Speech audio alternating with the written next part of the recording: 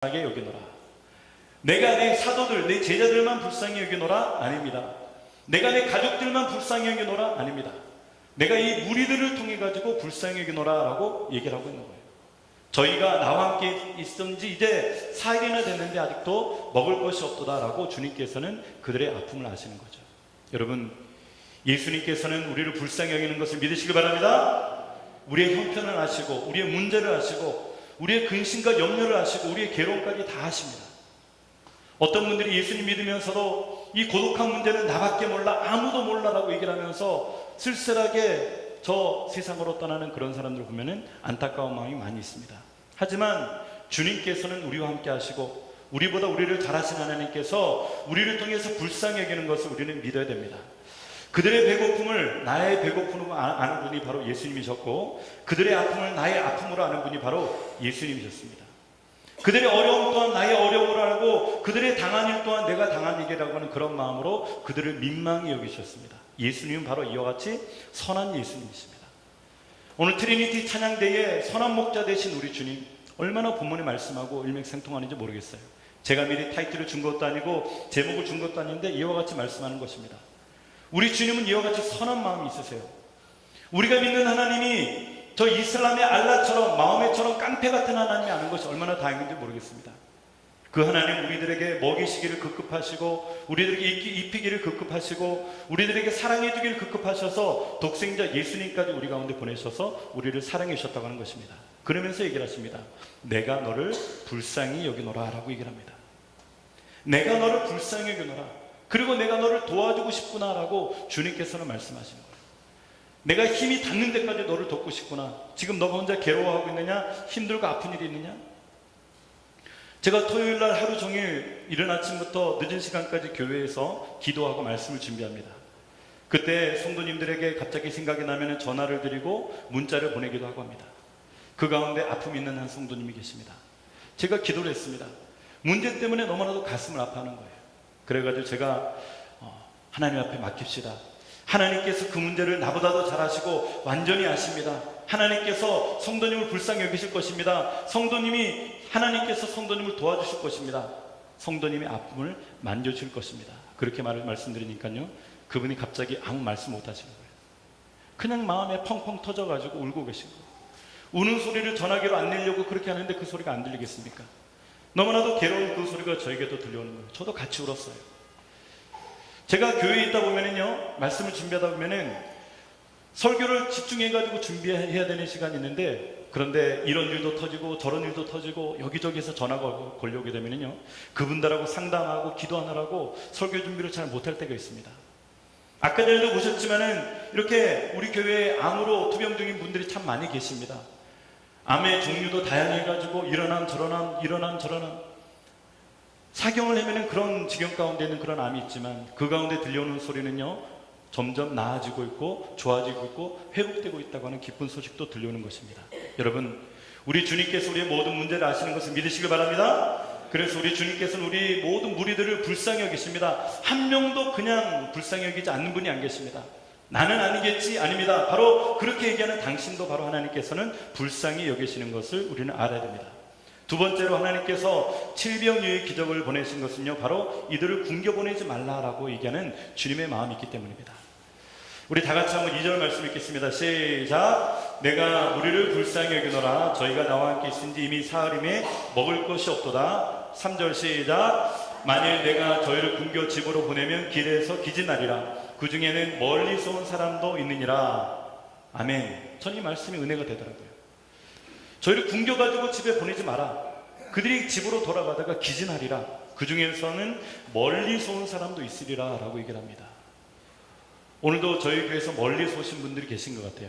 항상 이 말씀을 전하면은 멀리서 온 사람이 누군가 하면은 커네티컷에 사는 한 형제가 있었는데, 그 형제 저쪽에 앉아있죠, 그죠?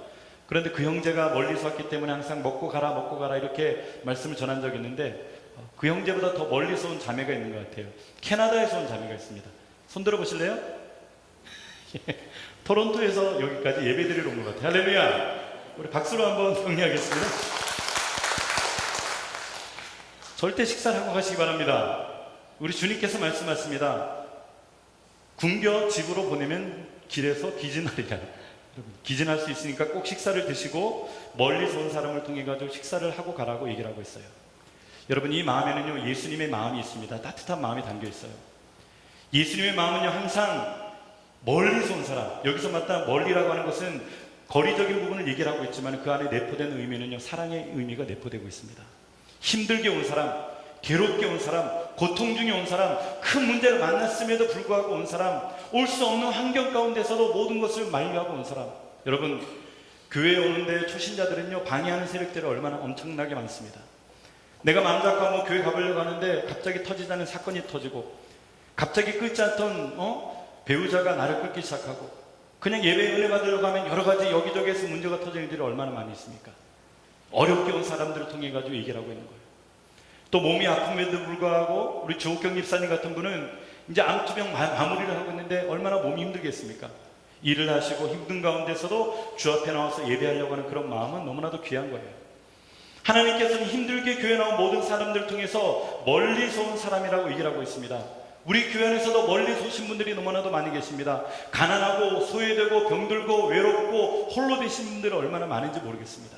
여러분, 우리 주님께서 멀리서 온 사람들에게 하나님의 회복이 임하게 되시기를 주님의 이름으로 축원합니다. 예수님께서 말씀하십니다. 너희들이 3일 동안 먹지 못했구나. 이 말씀 가운데서는 굶겨보내지 말라고 하는 주님의 메시지가 있죠. 우리의 아픔을 이미 알고 계신 하나님, 그리고 우리의 어려움을 알고 계신 하나님, 우리의 마음은 모두를 돌아보는 마음, 우리 예수님께서는요 이와 같은 문제를 가진 모든 한 사람 한 사람의 문제를 알고 계십니다. 며칠 동안 먹었는지 먹지 못했는지 우리 주님께서는 낱낱이 알고 계신 거예요. 그들에게 얘기를 하십니다. 그들을 굶겨보내지 마라. 굶겨보내면 기진할 것이다. 예수님의 따뜻한 사랑의 마음이 얼마나 여기 있는지 모르겠습니다. 주님의 마음은요 우리를 통해서 그냥 성전 발등들만 밟고 가는 것을 원치 않습니다. 영의 양식도 공급받고 그들을 통해서 멀리서 온 사람들 그냥 보내지 말라고 하는 것은요 가는 중에 쓰러질 수도 있으니까 가까운 데 사는 사람들이야 이렇게 금방 가서 먹을 수 있겠지만 멀리서 있는 사람들은 음식이 없어가지고 쓰러질 수 있겠다라고 걱정하시는 마음이 있는 거예요. 내가 친히 먹이고 싶구나. 내가 너희를 통해서 친히 먹이고 싶구나. 너희들이 있는 것이 무엇이냐? 내게로 가져오라. 이것이 바로 선한 목자 되신 우리 예수님의 마음인 것입니다. 오늘 강단에서 말씀을 증거하고 있는 담임 목사도 마찬가지입니다. 저도 여러분들이 그냥 와서 그냥 돌아가서 아무 싱숭생숭 그냥 맹숭하게 그냥 돌아가면은요 그것만큼 아픈 마음이 없습니다. 더군다나 식사까지 하고 가지 않으시면은요 제 마음은 더 아픈 거예요. 그래서 저는 붙잡습니다. 밥이라도 드시고 가시죠. 같이 음식이라도 드시고 가시죠. 말씀 은혜를 못 받았으면은 유괴 양식이라도 공급받고 가시죠. 그런 마음으로 얘기를 하는 거예요. 이것이 바로 목자의 마음이라고 생각합니다. 3일을 굶으셔도 자녀를 먹이시는 마음, 우리 어머님의 마음이었습니다. 어렸을 때 항상 남은 음식을 드시고 식은 음식을 드시고 당신님이 다 먹었다고 하시면서 누룽지를 끓여가지고 드시면서도 우리에게 먼저 건네시는 어머니의 마음, 상에 다 치우고 남은 걸 끌고 가지고 드시던 그 어머님의 마음. 여러분, 어쩌면은 예수님의 마음은요 3일을 굶으셔도 당신이 먼저 드시지 않고 그 모든 사람들에게 주님의 사랑의 마음으로 그들을 먹이셨던 것을 우리는 기억합니다. 이제 마지막 세 번째로 우리들에게 말씀하십니다. 자, 이제 내가 이와 같은 사랑을 너희들에게 줄 것인데 먼저 너희들이 나에게 가져오렴. 너희들에게 있는 것이 무엇이냐? 너희들에게 떡이 몇 개가 있느냐? 생선이 얼마나 있느냐라고 주님께서 우리들에게 말씀하십니다.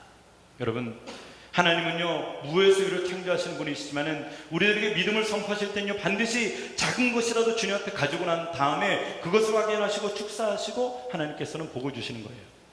우리들에게 말씀하십니다. 너희에게 있는 것이 무엇이냐? 저는 하나님이 저를 부르실 때 젊은 날에 여의도 순복음교회 하나님의 예배를 드리고 있었는데 그 선교사님이 저에게 말씀하십니다. 저에게 말씀하시고 우리 모두에게 말씀하셨겠죠. 그런데 말씀하십니다. 당신들이 지금 하나님 앞에 드릴 것이 무엇입니까? 하나님 앞에 당신들의 젊음을 드리시기 바랍니다. 제가 아멘 했습니다. 하나님, 내가 드릴 것은 지금 현재 돈도 없습니다. 그리고 내가 드릴 수 있는 것은 다른 것이 없네요.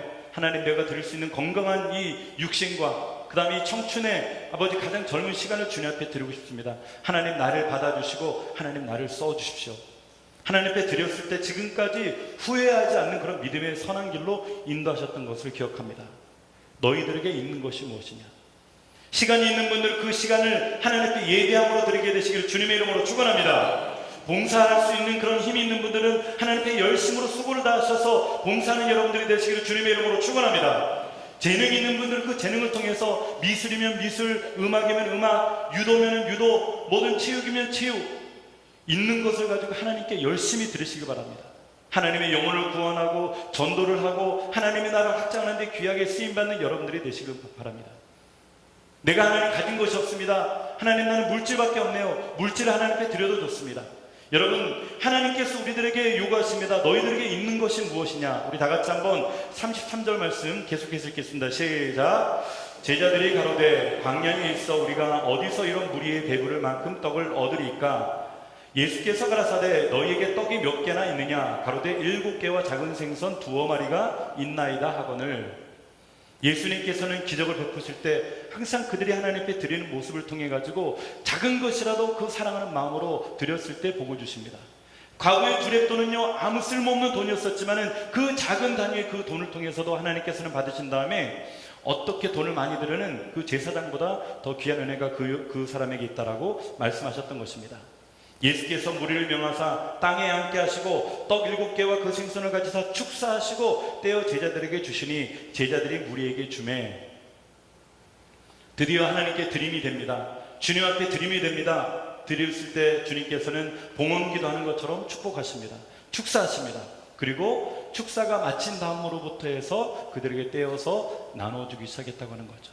여러분, 예수님께서도 그냥 말씀을 하실 수 있었지만 굳이 축사라고 하는 것을 통해 가지고 예수님의 이름으로 축복합니다, 축원합니다